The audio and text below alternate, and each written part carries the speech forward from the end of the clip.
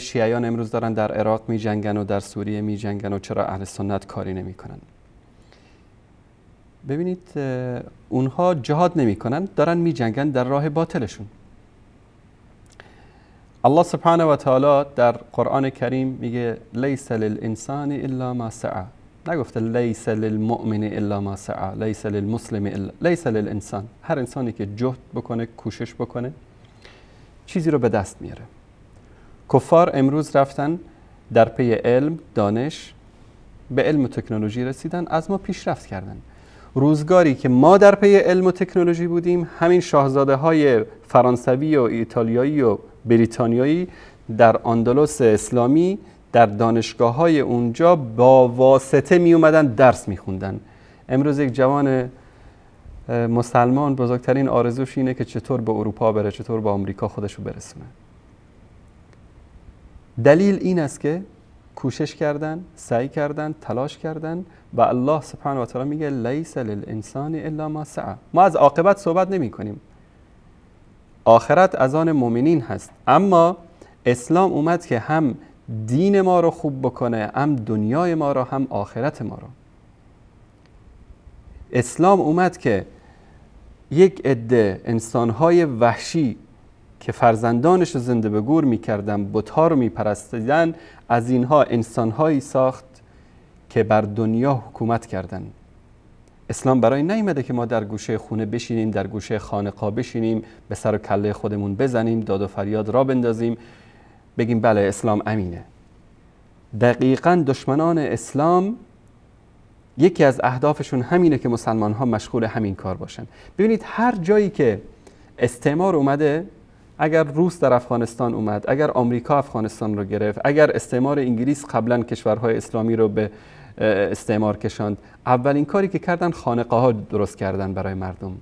هر کی که به طرف دین تمایل داشت میگه برید اونجا، در اونجا ذکر خدا رو بکنید، بس شما دنیا به درد نمیخوره. مگر صحابه اینطوری بودن؟ بعد هر طریقتی رو ببینی که آخر یکی میگه منسوب به ابوبکر صدیق و یکی به عمر فاروق و یکی به عثمان ذوالنورین و یکی به علی مرتضی. مزخرفات خودشون رو به اصحاب پیامبر، کسانی که رهبان لیل و فرسان نهار بودن، روزانه شمشیر میزدن، جهاد میکردن، شبانه عبادت میکردن. اگر ابوبکر و عمر و عثمان و اصحاب پیامبر خانقاه درست میکردن در مدینه کنار مسجد پیامبر، فضیلت یک نماز برابر 1000 نماز می نشستن، این افغانستان و تاجیکستان و ایران و اروپا و آفریقا و اینا رو کی فتح میکرد؟ یک پیری رو دیدید که شمشیر به دست گرفته باشه، رفته باشه میدان، با یک شمشیر یک فوت کرده باشه، یک کشوری رو فتح کرده باشه؟ خون دادن صحابه تا این کشورها رو فتح کردن، تا ما رو مسلمان کردن. پس موقعی که مسلمان ها از جهاد دوری کردن، موقعی که در پی دنیا شدن، موقعی که ارزش های اسلامی خودشون رو به بهای اندک فروختن، اون موقع است که الله سبحانه و تعالی ذلت و خواری رو نصیب مسلمان ها میکنه. روایت خیلی جالبی است در راستای جواب به همین برادر عزیز گرامی. رسول الله صلی الله علیه و سلم میفرمایند یوشک الامم ان تداعى علیکم کما تداعى الاکلة علی قصعتها. میگه نزدیک است که ملت ها به سر شما بریزن، مانند این که حیوانات وحشی وقتی شکاری رو به دست بگیرن، چطور هر کی میاد یه تیکه‌ای از گوشت اینو میکنه میبره با خودش تا بخوره. امروز حالت ما مسلمان ها همینه. رافضی از یک طرف، آمریکا از یک طرف، اسرائیل از یک طرف، نصیری هایی که در تاریخ ذلیل‌ترین گروه بودن، همیشه تظاهر به سنی بودن و به شیعه بودن و به مسلمان بودن میکردن، اینا از یک طرف، بعثی ها از یک طرف، کمونیست ها از یک طرف، همه ریختن به جان امت اسلامی و دارن تیکه پاره میکنن امت رو.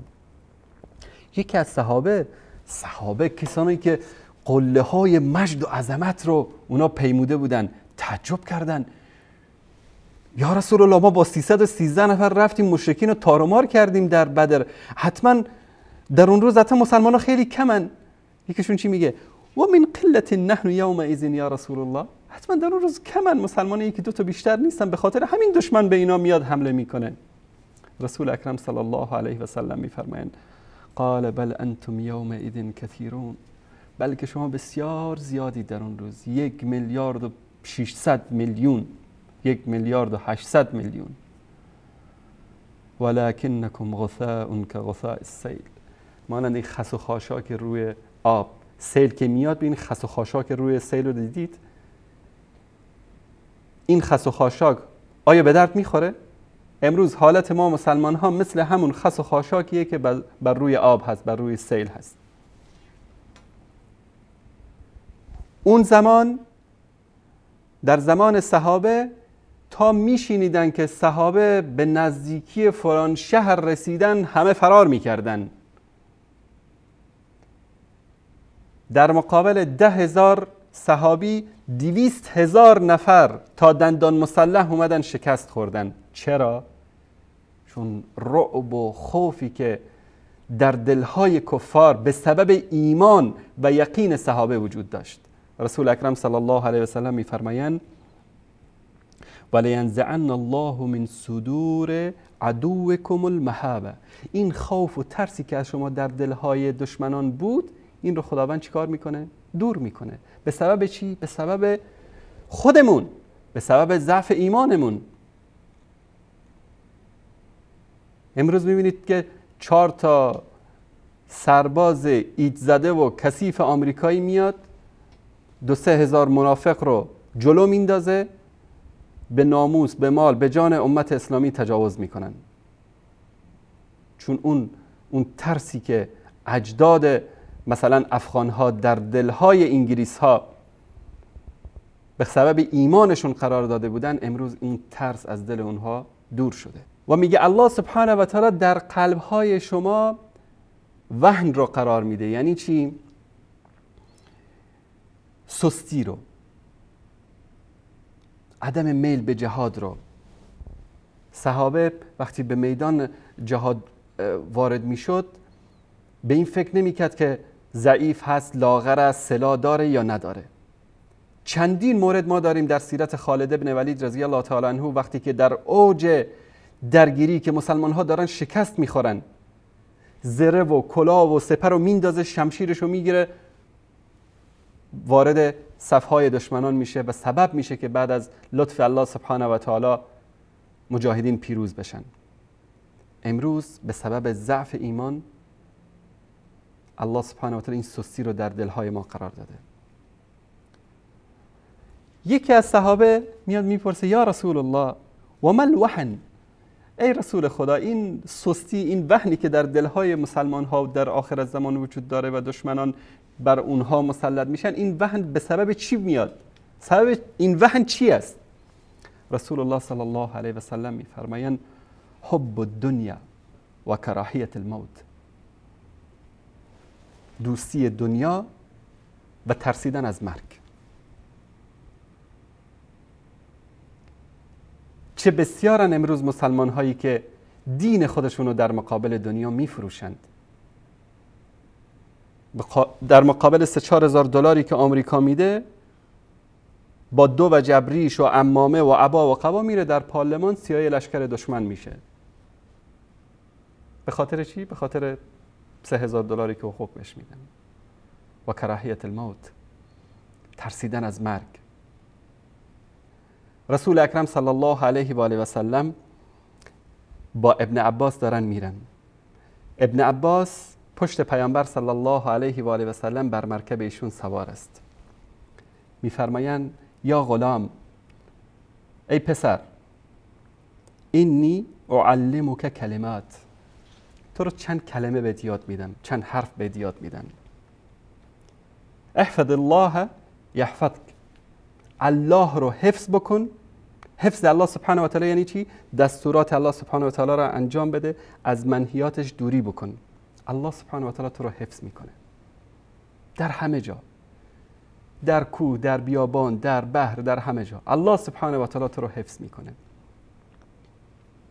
احفظ الله تجده تجاهک. الله سبحانه و تعالی رو حفظ بکن با پیروی از دستوراتش. الله سبحانه و تعالی در هر طرفی که بری با خودت میابی. اذا سألت فاسأل الله. اگر چیزی خواستی فقط از الله بخوا. محمد مصطفی صلی الله علیه و سلم داره به ابن عباس آموزش میده دین رو، توحید رو، خداپرستی رو. میگه پسرم اگر چیزی خواستی اذا سألت فاسأل الله. امروز مسلمان ها متاسفانه اگر چیزی خواستن از آمریکا میخوان، اگر چیزی خواستن از بوش میخوان، از اوباما میخوان، از بریتانیا میخوان. اذا سألت فاسأل الله. اگر چیزی خواستی فقط از الله بخوا. و اذا استعنت فاستعن بالله. اگر یاری و مدد از کسی خواستی فقط از الله بخوا. ایاک نعبد و ایاک نستعین. واعلم بدان اگر علمای ما، سیاستمداران ما، دعوتگران ما این حدیث رو سلوحه زندگیشون قرار بدن، از طواغیت، از دشمن، از کفار، از منافقین، از هیچ کس نمیترسن، کلمه حق رو میگن و از هیچ کس نمیترسن. رسول الله صلی الله علیه و سلم میگن که واعلم ان الامه لو اجتمعت على ان ينفعوك بشيء لن ينفعوك الا بشيء قد كتب الله لك. اگر همه انسان ها جمع بشن که ضرری به تو برسانند، هیچ ضرری به تو نمیتوانند برسانند الا آن چیزی که الله سبحانه و تعالی بر تقدیر تو نوشته. چند تا از ما شما این یقین رو داریم؟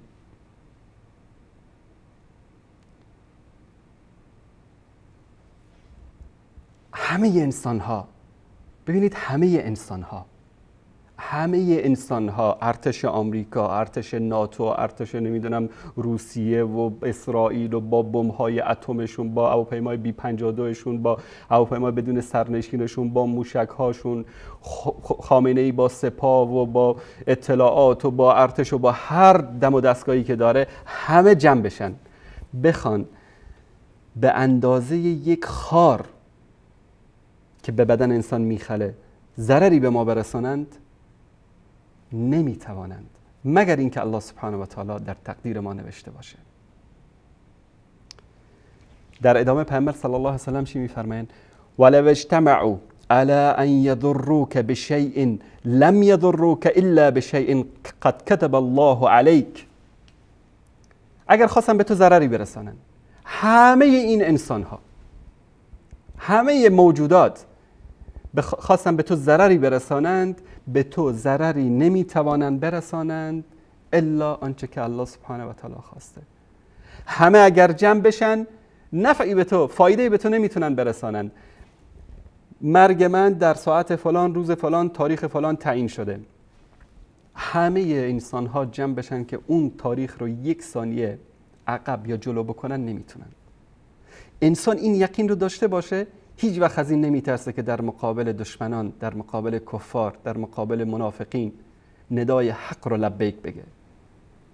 چه بسیارن مجاهدینی که 10 سال، 15 سال، 20 سال، 30 سال در جبهه بودن، شهادت نصیبشون نشده چون اجلشون نیامده. کسانی هم بودن که تو خونه نشستن.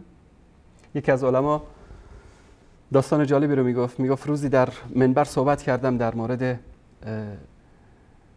یکی از کشورها و جنایاتش و اینکه توهین میکنن به اهل سنت، به مقدسات اهل سنت. یکی از علما اومد، که شخصیتی اومد منو نصیحت کرد که جناب مولانا این حرفا رو نزنید، به ضررتونه، شما رو میکشن، شما رو میبندن، فلان میکنن.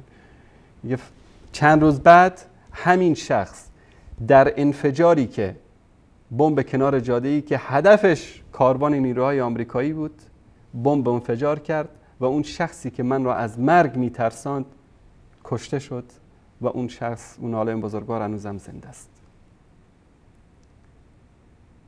ادامه خیلی جالبه. دوستان اگر نشون بدن این حدیث رو، پیامبر صلی الله علیه و سلم میفرمایند که رفعت الاقلام و جفت الصحف.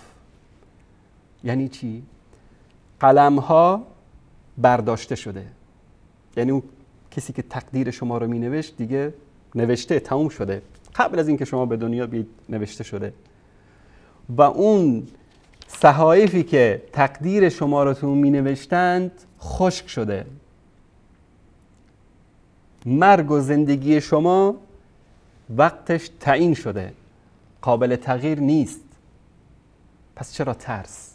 چرا سستی؟ چرا باید انسان بترسه؟